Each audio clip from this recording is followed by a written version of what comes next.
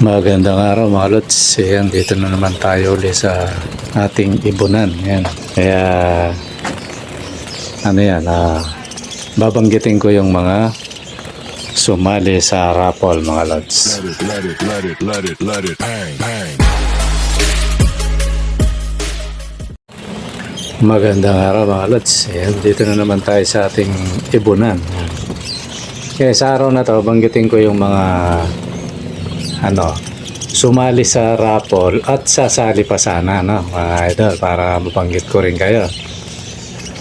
Actually, pa lang sila, ilang person ba to? 2, 4, 6, 8, 9. 9 na person, pero ang bilang niya sa yung kada entry, parang pumapatak siyang 14 na person. Tapos pag naman inano mo siya, kinumbert mo siya sa entry, i-times 3 mo siya, 42 mga idol. Ayan, 42 yung kung ilalagay mo siya sa sa tawag nito, yung entry. So napaka-kaunti mga idol, diba kasi ang entry halos more than 30 lang. Nasa may 1K na rin to, kaya lang hindi pa natin nakukuha yung para sa pamasahe mga idol kung sakaling malayo kayo. Siguro ganito na lang ang gawin natin mga lods, pag hindi natin nakuha yung yung sa pamasahe, kasi kailangan nating hindi na natin pwedeng patagalin to, diba siyempre mainip yung mga kalods.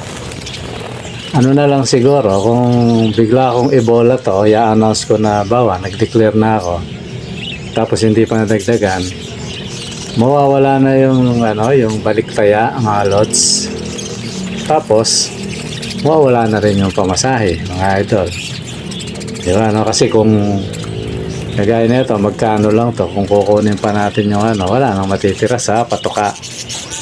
Tandaan nyo mga lods, ang mga natin, pampatuka lang naman to.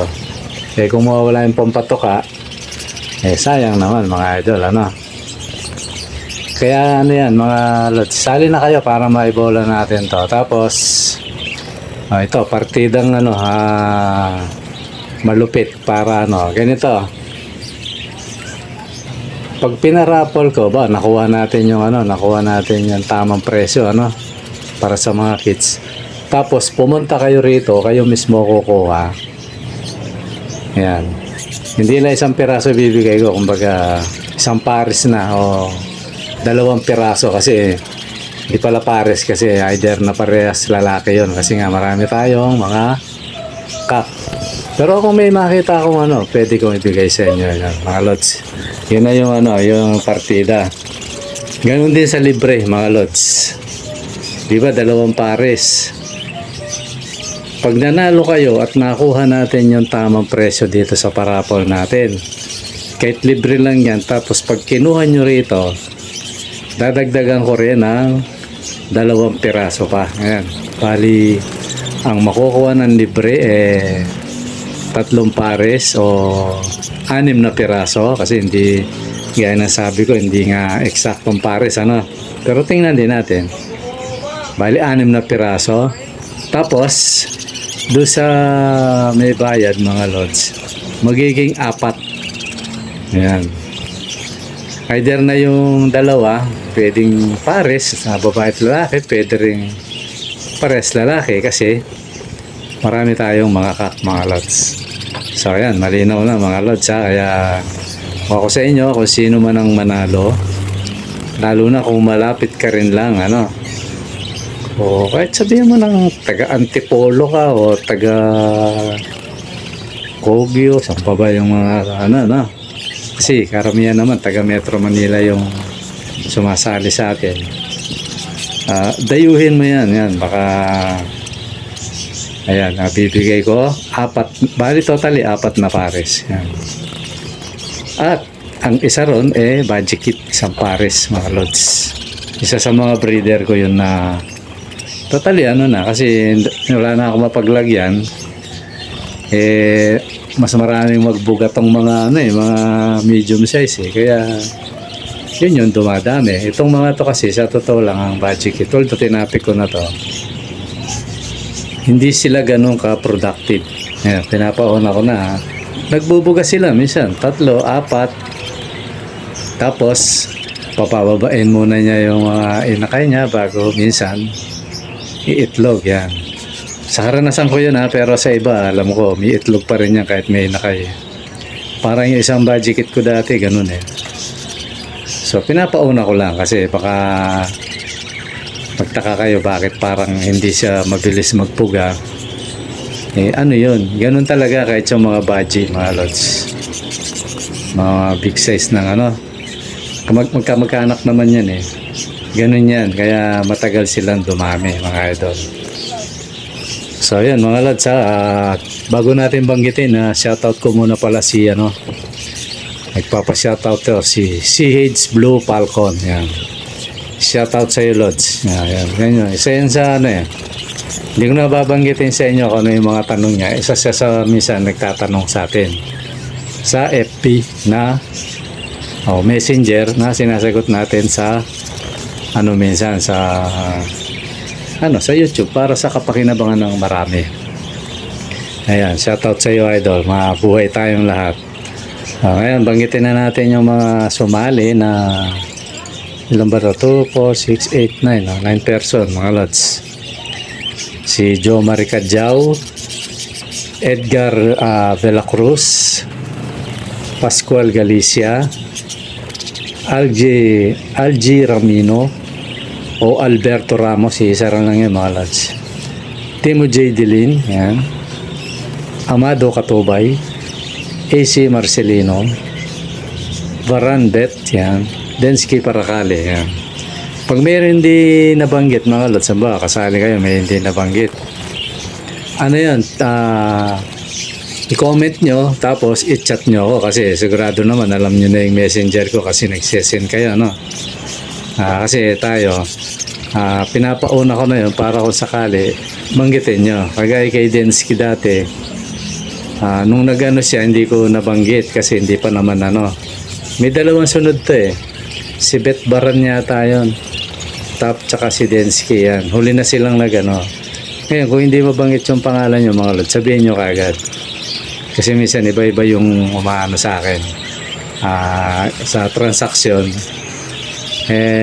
di ko lang baka mamaya isa kayo doon hindi ko nabanggit so yun para maisalin natin. Pero yan ako siguro parang napakabihirang magkamali ako kasi nililista ko sa cellphone, nililista ko minsan sa computer. Pag nasa labas ako sa cellphone, pagpunta ko nalagay ko sa computer. Yan.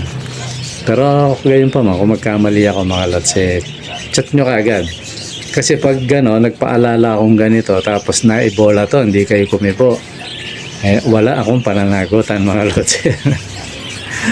Pero kung sakali naman nag-chat kayo lods wala yung pangalan ko tapos hindi ko pa rin nailagay ayan, automatic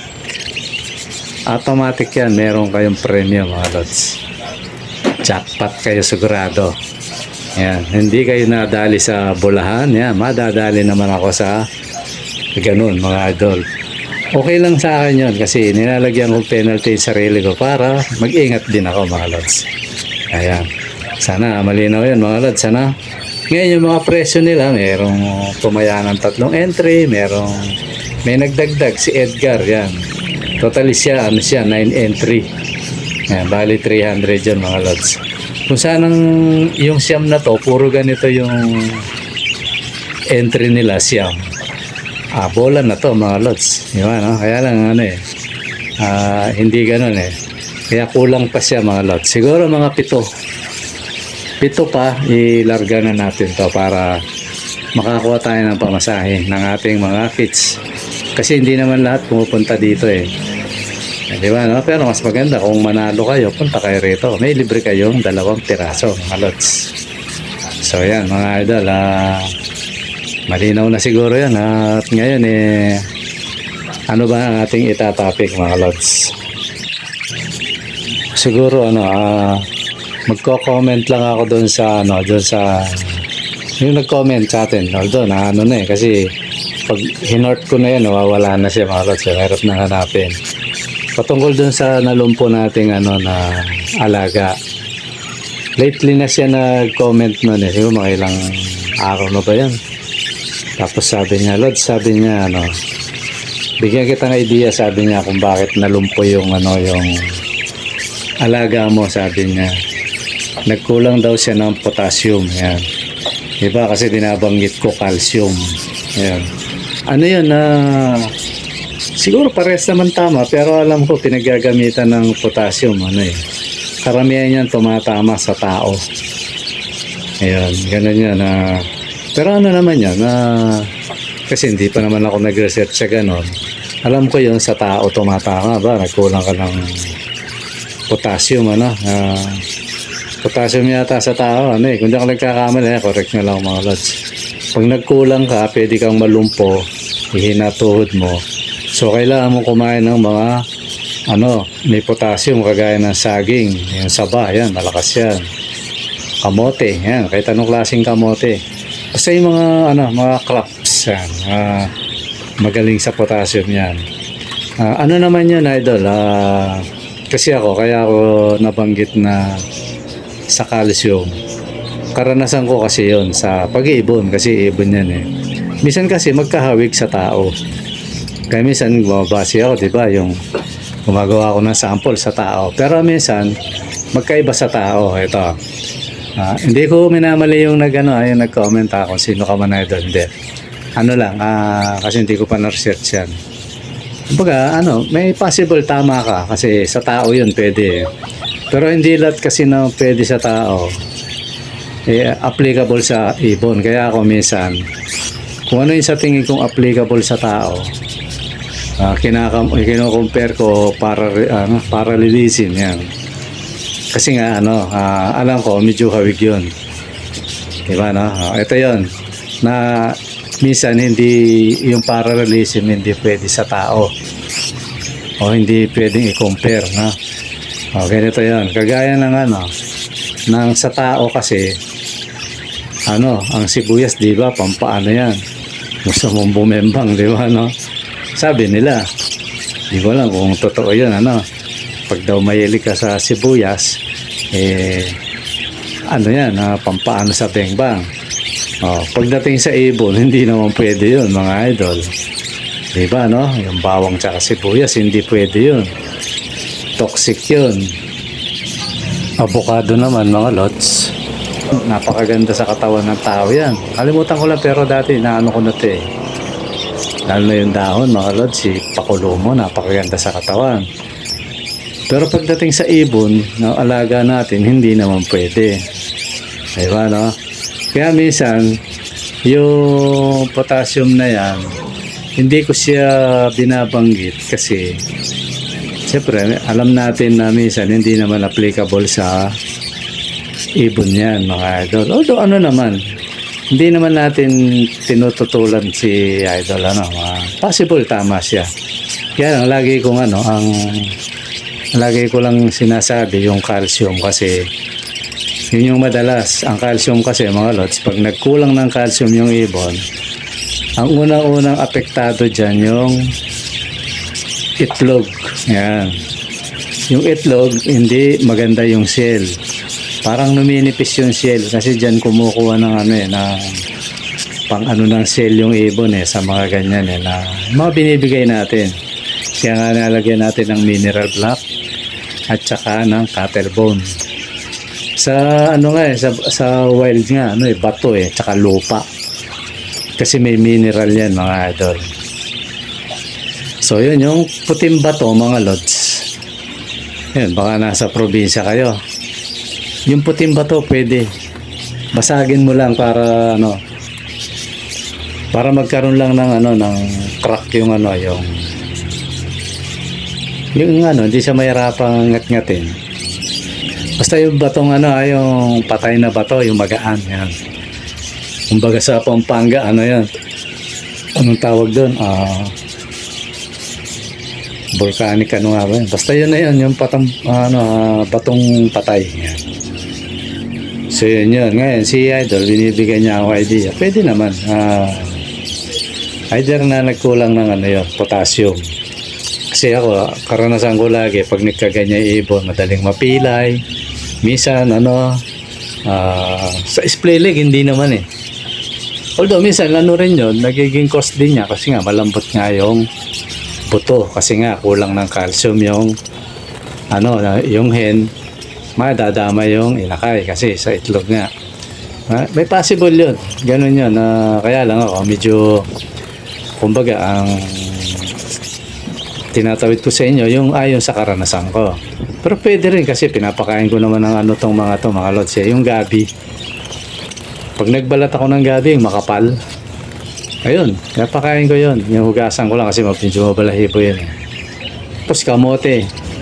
Pag nagbalat ako ng kamote, ano yun, mas makapal. Yung tawag pa na ito, yung patatas. Ganun din, kinakapalan ko para tatadtarin ko para pag binigay ko sa kanila, madali nila makain.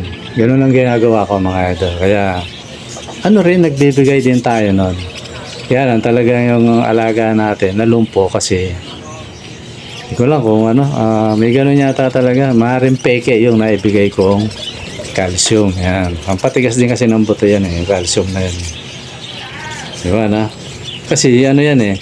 Sa tao nga, di ba, may gatas na yung sa calcium. Sa buto kasi yun eh. Paano sa mga matatanda, di ba? Lumulutong na kasi yan, yung buto. So, okay lang naman yan, idol. Tinatanggap naman natin yan kasi naman yun. Siyempre, may naman yun eh, yung sinabi ni idol. May katwiran. So, pag may katwiran, tanggapin natin yun. Pero, lagi kong sinasabi hindi lahat na sa tao, pwede sa ibon.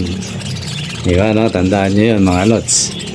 Kasi baka mamaya, mabango sa atin, toxic sa ibon. Yan, kagaya ng mga madalas kong sinasabi, yung pag naglalaba, yung mga tatapang na amoy ng sabon, ng mga bleach na yan, mga pabango yan, kaaway ng yan. Kaaway ng ibon natin yan, mga amoy na yan.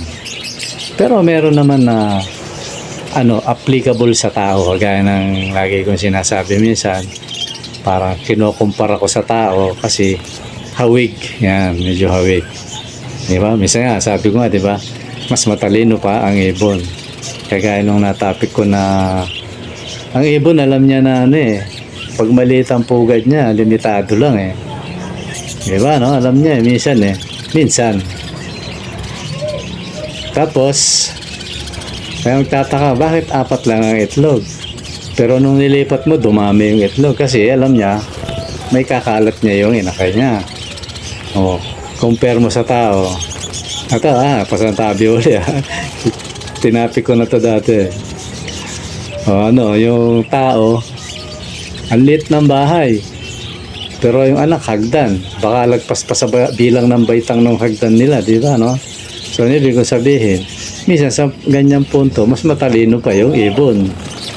Ang ibon, minsan alam niya na hindi kasya, nililimitahan niya. Kaya minsan inuhulog niya yan eh. Di ba, isang cause yun. Kasi alam niya, hindi na pwedeng hindi niya kayang pagkasayin doon. Pero yung tao, wala, sige lang, sabi nga. So parang gano'n yung mga idol. Kaya, normal yan mga idol. Kasi gano'n talaga sa pag-iibon, marami pa naman tayong hindi alam mga idol. Ako naman, lagi ko namang sinasabi na sa pag-iibon, di pa tayo gano'n ka-veterans. So, kaya nga UB yung tema natin dito.